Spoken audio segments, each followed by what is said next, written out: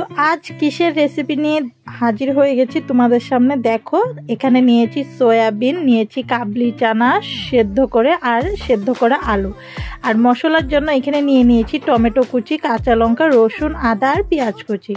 তো এটাকে প্রথমে আমি পেস্ট করে নেব। তার জন্য দিয়ে দিচ্ছি আদা, কাঁচা লঙ্কা, দিয়ে দিচ্ছি রসুন, দিয়ে দিচ্ছি পেঁয়াজ কুচি আর দিয়ে দেব টমেটো কুচি। তো এগুলার একটা ফাইন পেস্ট করে নেব আমি, জল দেব না, জল ছাড়াই কিন্তু এটা খুব ভালো পেস্ট হয়ে যাবে। তো এখানে আমার পেস্ট করা হয়ে গেছে। এখন আমি এটাকে একটু দেখিয়ে দিচ্ছি আমি কীরকম পেস্ট করেছি। দেখো কি সুন্দর মিহি পেস্ট হয়ে গেছে। তো আমি এরকমটাই চেয়েছিলাম, তো হয়ে গেছে। তো এখানে আমি নিয়ে নিচ্ছি একটা পাত্র, নিয়ে নিয়েছি 2 চামচের মতো টক দই। তারপরে তৈরি করে রেখেছিলাম যে পেস্টটা, সেটাও আমি এখানটায় দিয়ে দিব।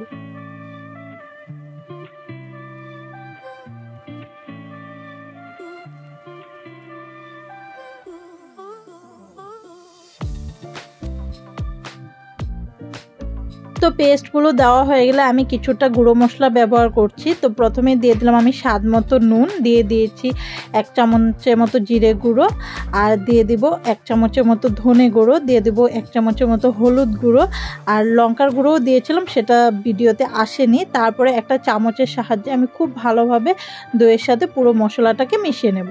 তো এখানে মশলা মিশাতে তোমাদের সাথে কিছু কথা বলে নিই। তোমরা যারা আমার চ্যানেলে নতুন আছো বা আমার ভিডিওটা নতুন দেখছো, তারা প্লিজ আমার চ্যানেলটিকে সাবস্ক্রাইব করে দিয়ে পাশে থাকা বেল আইকনটি ক্লিক করে দিও, যাতে আমার ভিডিও নোটিফিকেশন তোমাদের মোবাইলে পৌঁছে যায়। আর যারা অলরেডি আমার চ্যানেলকে সাবস্ক্রাইব করে রেখেছো, তারা প্লিজ ভিডিও দেখার পর অবশ্যই আমার চ্যানেলটিকে লাইক, কমেন্ট, শেয়ার করতে ভুলবে না। লাইক করলে মোটিভেট হয়ে ভিডিও বানানোর আগ্রহ বাড়ে, সেটা তোমরা সবাই জানো। তো আজকে আমি যে রেসিপিটা শেয়ার করছি, সেটা কিন্তু আমি কাল রান্না করেছিলাম, পোলাওয়ের সাথে সার্ভ করেছিলাম। তোমরা নিশ্চয়ই আমার শর্টস দেখেছো। তো এই রেসিপিটাই আজকে আমি তোমাদের সাথে শেয়ার করছি। তাহলে চলো, এখানে মশলা মেশানো হয়ে গেছে, এখন মূল রান্নাতে যাওয়া যাক। তো রান্না করার জন্য আমি এখানে প্রথমে একটা কড়াই বসিয়ে দিয়েছি গ্যাস জ্বালিয়ে। তারপরে দিয়ে দিলাম পরিমাণ মতো সরিষার তেল, দিয়ে দিয়েছি 2টো তেজপাতা আর কিছু গোটা গরম মশলা। গোটা গরম মশলার মধ্যে ছিল 2টো লবঙ্গ, 2টো দারচিনি আর 3টের মতো এলাচ। তো গোটা গরম মশলাগুলো দিয়ে আমি খুন্তির সাহায্যে খুব ভালোভাবে তেলের সাথে একটু সময় ভেজে নেব। যখন খুব ভালো একটা অ্যারোমা বেরোবে, তখনই আমরা তৈরি করে রাখা মশলাটা এর তেলের মধ্যে দিয়ে দিব।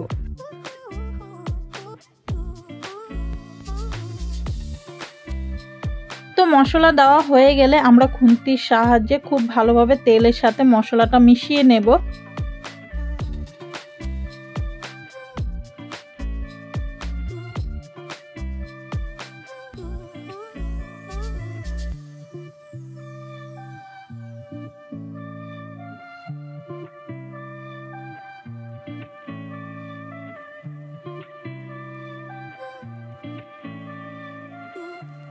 তো মশলা ভালোভাবে মেশানোর পর আমি একটা ঢাকনার সাহায্যে ঢেকে দিয়ে 5 থেকে 7 মিনিট অপেক্ষা করব। তারপরে 5 থেকে 7 মিনিট পরে ফিরে আসলাম।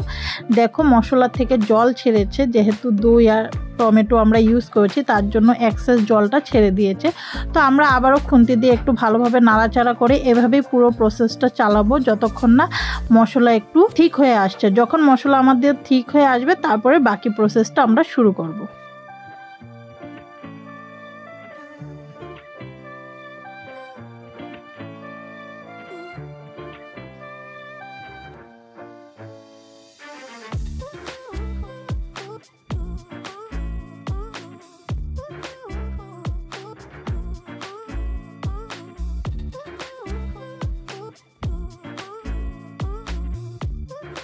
তো তোমরা এখানে দেখতেই পাচ্ছ মশলা আমাদের কষানো হয়ে গেছে, মশলা থেকে তেলও ছেড়ে দিয়েছে। এখন দিয়ে দেব সেদ্ধ করে রাখা ছোলা আর সয়াবিন আর আলু। এগুলোকে আমি আগে থেকে সিদ্ধ করে রেখেছিলাম নুন দিয়ে, সেগুলোই আমি এখন মশলার সাথে দিয়ে ভালোভাবে কষাবো।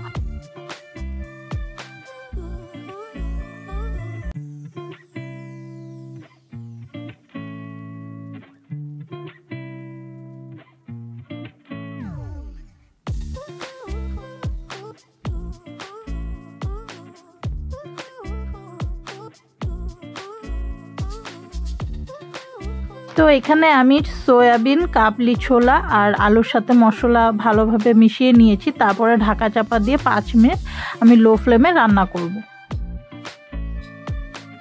তো 5 মিনিট পরে চলে আসলাম। তোমরা দেখতেই পাচ্ছ সবজির সাইড দিয়ে তেল ছেড়েছে, খুব ভালো একটা গন্ধ বেরিয়েছে। তো এখানে আমি খুন্তি দিয়ে আবারও একটু ভালোভাবে নাড়াচাড়া করে দিচ্ছি। এইভাবেই কিন্তু একটু সময় নিয়ে রান্নাটা করতে হবে, হুড়স্থুল করলে কিন্তু কখনোই রান্নার টেস্ট ভালো আসে না, সেটা আমি সবসময় বলে থাকি। একটু সময় নিয়ে কষাতে হবে, যত ভালো মশলা কষানো হবে, সবজি কষানো হবে, ততই কিন্তু রান্নার টেস্ট বাড়বে।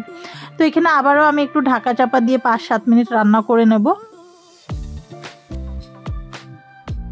তো 5-7 মিনিট পরে আবারও আমি চলে আসলাম, খুন্তির সাহায্যে খুব ভালোভাবে আর একটু নাড়াচাড়া করে দেব। নাড়াচাড়া করে দেওয়ার পরে আমি খুব দুটো ইম্পর্টেন্ট ইনগ্রিডিয়েন্টস আমি এখানে অ্যাড করব, যেটা আমি তোমাদেরকে আগে দেখাইনি, সিক্রেট বলে। তো এখন অ্যাড করব, তোমরা একটু খেয়াল করে দেখে নেবে। আমি এখানে অ্যাড করছি ফ্লেভারের জন্য 1 চামচের মতো কেওড়া জল, আর দিয়ে দিব 1 চামচের মতো গোলাপের জল, যেটা আমরা সচরাচর বিরিয়ানিতে ব্যবহার করে থাকি। আমার কেন জানি না ইচ্ছে হলো, তাই আমি দিলাম। তারপরে দিয়ে দিলাম মশলার বাটি ধুয়ে রাখা জল, দিয়ে আমি খুন্তির সাহায্যে আবারও একটু ভালোভাবে নাড়াচাড়া করে নেব, আর তোমাদের সাথে কিছু কথাও বলবো। তো তোমরা অনেকেই ভাবতে পারো কেওড়া জল আর গোলাপ জল দিয়ে কে রান্না করে। সত্যি কথা বলতে আমিও কিন্তু ফার্স্ট টাইম ট্রাই করলাম, আর অসাধারণ হয়েছে রেসিপিটা খেতে। তোমরা যদি কখনো কেওড়া জল বা গোলাপ জল দিয়ে কোনো রান্নার রেসিপি ট্রাই না করে থাকো, অবশ্যই এই রান্নাটা ট্রাই করে দেখতে পারো, খুবই সুস্বাদু আর খুবই মজাদার হয়েছিল। এখানে আমি ভালোভাবে মেশানোর পর একটা ঢাকনা দিয়ে ঢাকা চাপা দিয়ে 5-7 মিনিট আবারও রান্না করে নেব। তো দেখো 5-7 মিনিট পরে আমি আবারও চলে আসলাম, আমার তরকারিতে কিন্তু বলক চলে এসেছে। বলক আসার পর আমি খুন্তি দিয়ে একটু ভালোভাবে আবারও নাড়াচাড়া করে দেব।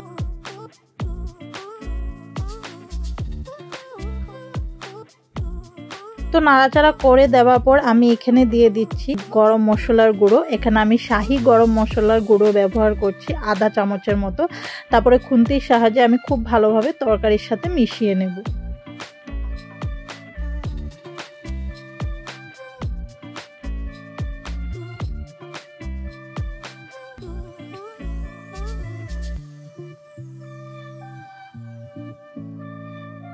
গরম মশলার গুঁড়ো মেশানো হয়ে গেলে আমি ঢাকা চাপা দিয়ে আরও 2 থেকে 3 মিনিট ওয়েট করব, তারপরে সোজা চলে যাব তোমাদের সাথে পরিবেশন।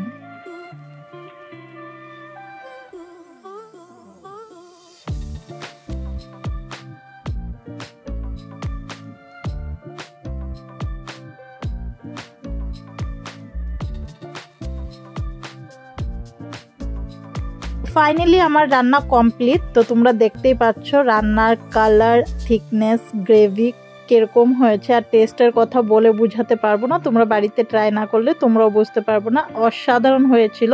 কিরকম লেগেছে তোমাদের আমার এই নতুন রেসিপিটা অবশ্যই কমেন্ট করে কিন্তু জানাবে। সবাই ভালো থাকবে, সুস্থ থাকবে, আর আমাকে অনেক সাপোর্ট